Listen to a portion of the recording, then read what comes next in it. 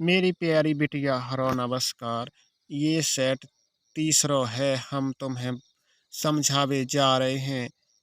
इमे ई जरा तनक तुम ध्यान से समझियो हमारी बात, हमारी पढ़ाई। बेटा हरो तुम्हारा कल्याण हुए, पेपर पूरा धड़ाधड़ बन जाए है।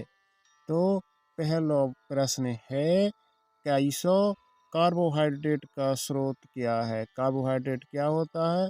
तो जो मीठो मीठो हो तो यह होत है, तो इको है शक्कर यानी चीनी। रक्त की शुद्धि किस संग में होती है? तो बिटिया हरो जो क्वेश्चन बहुत डेंजर है, तो आंसर हम तो देंगे ई को फेफड़ो, लेकिन किताबें दे रही ई को उत्तर किडनी यानी कि वृक्क। क्योंकि आप ई बात से समझ लो रक्त की शुद्धि या कह रहे जी। तो अब रक्त शुद्ध होए का कहाँ जात है? फेफड़न ही में तो जात है। अशुद्ध रक्त कहाँ पहुँचत? फेफड़न में। और हृदय में शुद्ध रक्त कहाँ से आउ? फेफड़े से। तो आप फेफड़े की शुद्धि को कर रहे हो है, रक्त की शुद्धि को कर रहे हो। तो अब तो आप समझ ही गए होंगे कि आप फेफड़े ही कर रहे हो। मच्छरों द्वारा कौन सा रोग फैलत है? तो मच्छर द्वारा बिटिया हरो डेंगू फैलत है। कौन सो? डेंगू फैलत है। समझ में आ रहा हो ना तुम और नखा? बस तो फिर बहुत अच्छी प्यारी बिटिया हरो, बस समझ में आउट जाए। मांसपेशियों की मजबूती कौन से तत्व के कारण होत है? तो मांसपेशी यानी कि हमारा मांस मजबूत हो, टाइट हो, कड़ो हो, वो कौन हो? तो ऐसा तो वो हो तुम्हारी प्रोटीन। प्रोटीन के कारण हमारी मांसपेशी मजबूत होती, सुडौल होती, हमारा शरीर बनत भी अच्छा है। अब मानव शरीर में फेफड़ों की संख्या होती है, बताओ बिटियारो, एक होत की, दो होत की, चार होत की, पांच? ऐसी ऐसी तो बिटियां हैं, को तो चारों बता देते। तो सुन लो ध्यान से, दो ही फेफड़े होते हैं, ज्यादा नहीं होता है। उपहार चेक की धनराशि क्या होती है? तो उपहार चेक की धनराशि हमेशा 21 रुपया, 51 रुपया, 101 रुपया, बस ऐसे एक लगो हो, समझ लियो लास्ट में कि उपहार चेक की धनराशि है। अशुद्ध जल से कौन कौन से रोग फैलत हैं? तो बिटिया रो हैजा फैलत है, ध्यान दे लियो तो ना। सब्जियों को धोना चाहिए, तो काटने से पहले धोना चाहिए? बिल्कुल नहीं। काटने के बाद धोना चाहिए? तो बिल्कुल नहीं। छीलने के बाद धोना चाहिए? तो बिल्कुल नहीं।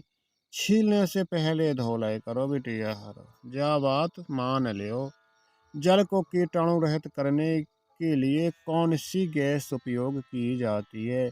तो गैस, अब बिटियारो जो क्लोरीन आए जा गैस, कौन सा गैस? क्लोरीन आए। नाड़ी की गति प्रति मिनट कितनी होती है? तो अब नाड़ी की गति कितनी होती है? तो अब नाड़ी की गति बिटिया हरो तुम्हें पता ही है कि 1 मिनट में हमारी नाड़ी कितने बार धड़कत? तो ये धड़कत है 72 से 80 बार धड़कत हमारी नाड़ी। मक्खियों द्वारा फैलने वाला रोग कौन सा है? तो मक्खियों द्वारा फैलने वाला रोग तो है बिटिया हरो हैजा। अब हैजा नहीं आई में, तो पीलिया मान लो अब, लेकिन पीलिया और डायरिया ये दूषित जल से फैलते हैं। मलेरिया मच्छर से फैलता है, और टीबी द्वारा फैलती है। तो मक्खियों से कौन सा फैलता है रोग? हैजा। इसमें कोई आंसर ही नहीं है, तो हमने आपको बता दिया सभी के रोग कि पीलिया डायरिया दूषित जल से फैलते हैं, मलेरिया मच्छर द्वारा फैलता है। अब ये आ गया बिटिया हरो, हैजा किसके द्वारा फैलता है? तो हैजा दूषित जल द्वारा फैलता है। दूषित जल होना चाहिए, जल द्वारा लिखा है इसमें, दूषित जल द्वारा। निम्नलिखित में से कौन सा साफ तरल आहार नहीं है? तरल आहार तो सभी हैं। अब तरल आहार में दाल भी दे देते हैं, तो ये दाल भी मान लो आप। लेकिन साफ तरल आहार नहीं, जिसमें आर पार दिखाई नहीं देता है, तो ये चाय का चाय है। अब ये 5 लीटर दूध का दाम 220 रुपये है, तो 1 लीटर दूध का दाम होगा, तो 220 में 5 का भाग दाई दो, 5 को 20, तो फिर 5 को 20, उत्तर आ गया 44। मोच का क्या लक्षण है? तो मोच का लक्षण है ये सभी, दर्द भी, मांस के खिंचावी, सूजन भी, ये सभी। तो बिटियारो एक और बात ध्यान दे लो, अगर कौनहू अति लघु प्रश्न ऐसो आ जाए कि मोच के लक्षण, तो आप ओते भी खा लिख सकत हो। ध्यान दे लियो तनक। तो पेपर के अति लघु प्रश्न में ऐसो दिखियो कहूँ बहुविकल्पी प्रश्न तो नहीं है सो आ रहा है कि वो को उत्तर ओते मिल जाए बहुविकल्पी में। तो ध्यान दियो। अब पारिवारिक बजट बनाने के का उद्देश्य है। तो पारिवारिक बजट बनाने के सब उद्देश्य है बिन्नू हरो, जो सब उद्देश्य। अतिसार के रोगी को कैसा भोजन देना चाहिए? रेशेदार भोजन देना चाहिए। हमें कैसा भोजन देना चाहिए? तो हमें रेशेदार भोजन देना चाहिए अतिसार के रोगी को। शरीर का तापमान नापने वाले को हम क्या कहते हैं? तो ये बेटी यारो थर्मामीटर कही थी का कही था, थर्मामीटर कही थे। डबल रोटी व बिस्कुट बनाने की विधि को का कही थे हम? तो का हम बेकिंग कही थी। तुम का हमें नहीं पता, लेकिन हम तो बेकिंग कही थी, यही को आंसर है। मोच आने पर क्या प्रयोग करते हैं? तो मोच आने पर भैया आयोडेक्स लगा है और का लगा है। जल प्रदूषण के का कारण है? तो अब जल प्रदूषण के का कारण है? अब भैया बिन्नू हरो हमें भरे पानी में सपरोना चाहिए। मतलब हमें तालाब में नहाना नहीं चाहिए, हमें तालाब में जानवर नहीं नहलाने चाहिए, हमें कूड़ा नहीं फेंकना चाहिए, और नदी नालों का पानी जो नलों से और जो पानी के स्रोत हैं उनसे दूर रखना चाहिए, ताकि वो प्रदूषित ना हो पाए। आदर्श रसोई घर क्या है? अब आदर्श रसोई घर क्या है? अब भैया अब आदर्श रसोई घर हम का जाने आदर्श रसोई घर का लेकिन आदर्श रसोई घर ऐसा हो गया कि उनके पास सामान हो गया। आदर्श रसोई घर को आप देख लियो। एक रेखांकित चेक, अब लियो रेखांकित चेक। रेखांकित चेक में रेखाएं खींची होती हैं, बस रेखांकित चेक कहते हैं। तापक्रम का आप चार्ट कैसे बनाएंगे? तो तापक्रम का चार्ट बनाना क्यों आवश्यक है? तो तापक्रम का चार्ट इसलिए बनाना आवश्यक है क्योंकि हमें रोगी के बारे में पता चल जाएगा कि किस दिन तापक्रम इसके रोग का घट रहा है कि बढ़ा है, इसके रोग में सुधार हुआ है कि नहीं हुआ है। सबकी जानकारी दिन टाइम की हमें लग जाती है। वायु प्रदूषण के क्या कारण है? तो वायु प्रदूषण के कारण बिन्नू हरो तो तुम जानते ही हो। खुले में कूड़ा फेंक दो, खुले में कूड़ा फेंकना, और जलाशय में गंदा जल यानी नालियों का पानी डाल देना, और पीड़कनाशी दवा छिड़कना, और वृक्ष काटना। तो ये सभी का है। विषाक्त भोजन से क्या तात्पर्य है? यानी कि विषाक्त भोजन, जिसमें भोजन दूषित भोजन पूछा है। विषाक्त या भोजन विषाक्त है, सिर्फ दूषित भोजन के बारे में बताना है। ऐसा भोजन जिससे हमारा स्वास्थ्य खराब हो जाता है तो उसे हम विषाक्त भोजन कहते हैं। बिन्नू हर चलो अब हम 4 नंबर के प्रश्न हैं लघु उत्तरीय। प्राथमिक चिकित्सा किससे कहते हैं?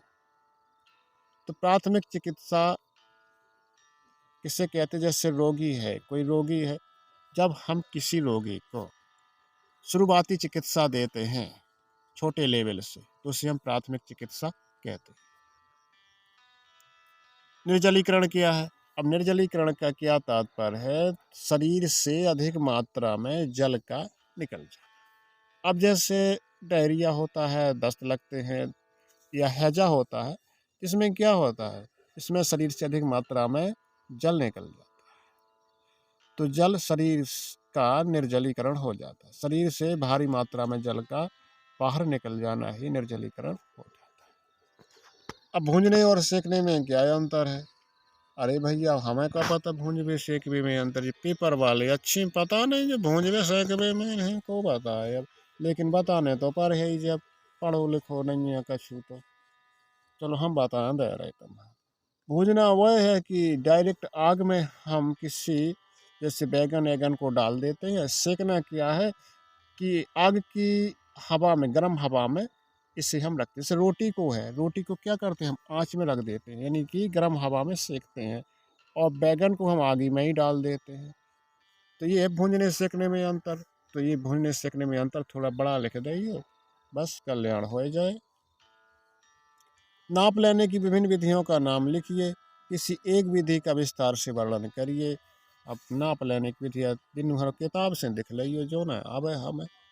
ओजोन परत का क्या महत्व है? तो ओजोन परत का बहुत महत्व है। का महत्व है ओजोन परत को? तो ओजोन परत को पहला महत्व है कि सूर्य से आने वाली विकिरणों को अवशोषित करती है। दूसरा, हानिकारक विकिरणों को पृथ्वी तक आने नहीं देती है। तीसरा, हमें विभिन्न रोगों से बचाती है। अब और देख लियो तना किताब से। अब श्वसन तंत्र के मुख्य अंग कौन से हैं, वर्णन करिए। अब श्वसन तंत्र के अंग तो भैया इन्हें बता दो तो क्या कहा है। नाक होएगा, ग्रसनी होएगा यानी टेंटुआ होएगा, एक के बाद श्वास नली हो गई, श्वास नली के बाद श्वसनी हो गई, श्वसनी के बाद फेफड़वा अपनी मतलब फेफड़े। अब इनको चित्र भी बिन्नू हरो बनाने हैं और उनके बारे में चित्र जैसी बना दो जाओ, वो सही लिखा तो चाहिए उसको, वो उत्तर होएगा। नहीं तो अपना पर्यावरण प्रदूषण जिंदाबाद है जवालो। पर्यावरण प्रदूषण से क्या आता है? पर्यावरण में होने वाले प्रदूषण को हम पर्यावरण प्रदूषण कहते हैं। अब प्रदूषण के मानव जीवन पर पड़ने वाले प्रभाव का वर्णन कर दीजिए। कर दियो सो कोनो दिक्कत नहीं है ना, कर दे, चलो कर लो। नंबर 1, पहले लिखना है इसकी परिभाषा। दूसरा लिखना है कि प्रदूषण का मानव जीवन पर प्रभाव। फिर लिखने निम्नलिखित प्रभाव पड़ता है। नंबर 1, मानव अधिकांशतः मानव का स्वास्थ्य खराब हो जाता है। प्रदूषण होगा तो स्वास्थ्य तो खराब होगा ही होगा। और सही समय पे बारिश नहीं होती है, हमें श्वास के रोग हो जाते हैं, हमें पेट के रोग हो जाते हैं, हमें वायु रोग हो जाते हैं, जैसे चेचक है, खसरा है, छोटी माता है, बड़ी माता है, टीबी है, फलान ढेकान, बहुत सारे रोग हैं। तो जितने रोग हैं वो इनमें लिख दो। यही तो प्रभाव है मानव जीवन पर। मस्तिष्क खराब रहता है। भोजन पकाने के क्या उद्देश्य है? तो भोजन तो तुम जानते ही हो कि भोजन पकाने के निम्नलिखित उद्देश्य। नंबर 1, भोजन सुपाच्य हो जाता है। नंबर 2, स्वादिष्ट हो जाता है। नंबर भोजन मस्त हो जाता है। भोजन पकाते समय किन किन बातों का ध्यान रखना चाहिए? तो अब बातों को ध्यान रख लियो, तो हम रख ही थे अब। तो नंबर 1 ये ध्यान रखना चाहिए कि भोजन को जब पकाओ तब के पोषक तत्व ना नष्ट हो पाए। इस तरीका से पकाओ कि भोजन को पकाते समय उसको ये ध्यान रखना चाहिए कि भोजन के पोषक तत्व नष्ट नहीं होने चाहिए, भोजन का स्वाद खराब नहीं होना चाहिए, भोजन रुचिपूर्ण बनना चाहिए, और भोजन अच्छा होना चाहिए। तो आप जानते हैं, सभी लोग खाते हैं भोजन, तो बता दिए क्या दिक्कत है। अब संक्रामक रोग कैसे कहते हैं? तो ऐसे रोग जो किसी न किसी माध्यम से ये फैल जाते हैं तो संक्रामक रोग कहते हैं। किसी एक संक्रामक रोग के कारण, लक्षण तथा रोकथाम के उपाय लिख दियो। तो एक संक्रामक रोग तो वह लिखने हैं, तो लिख दियो का चेचक लिख दियो, छोटी माता बड़ी माता कछू लिख दियो, दस्त लिख दियो, चाहे डेंगू लिख दियो, चाहे कछू लिख दियो। हम हैजा लिखे तो मान लो, क्या लिखा तुम? हैजा लिखे, हैजा। तो हैजा क्या है कि ये इसके कारण कारण कारण इसका है। नंबर 1 कारण है दूषित जल एवं भोजन। दूसरा, मक्खियों द्वारा फैलता है। चौथा है साफ सफाई न रखने से फैलता है। पांचवा आपका हो जाएगा विब्रियो कॉलेरी द्वारा फैलता है। अभी के लक्षण क्या होते हैं? अब लक्षण तना के देख लो। लक्षण में क्या होते हैं कि दस्त लगते हैं और उल्टियाँ होती हैं, पेट में मरोड़ उत्पन्न होती है, और अगर सही वक्त पर ना दिखाया गया डॉक्टर को तो टाइफस का होगा काम खत्म है। अब रोकथाम का कर है कि रोकथाम देख लो। तो सबसे पहले रोकथाम तो प्राथमिक रोगी को कहाँ ले जाए? रोगी को प्राथमिक स्वास्थ्य केंद्र ले जाए, या सबसे पहले रोगी को जितना हो सके जीवन रक्षा घोल पिलाएं। दूसरा है रोगी को प्राथमिक चिकित्सा केंद्र ले जाए। तीसरा है योग्य चिकित्सक को दिखाएं। चौथा है सही समय पर दवा लें और रोगी का ध्यान रखें, स्वस्थ लोगों से दूर रखें। बस ऐसा ही।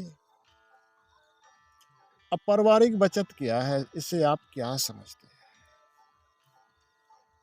तो पारिवारिक जरूरतों को पूरा करने के बाद जो धन बचता है उसे हम पारिवारिक बचत कहते हैं। मतलब सीधा सीधा परिवार के पूरे खर्चा काट के जो पैसा बचेगा वही बचाता है। अब इनके साधन बताने लो, इनको साधन बता दो। तो पहले तो बैंक की बता दें, चलो बैंक हो गए।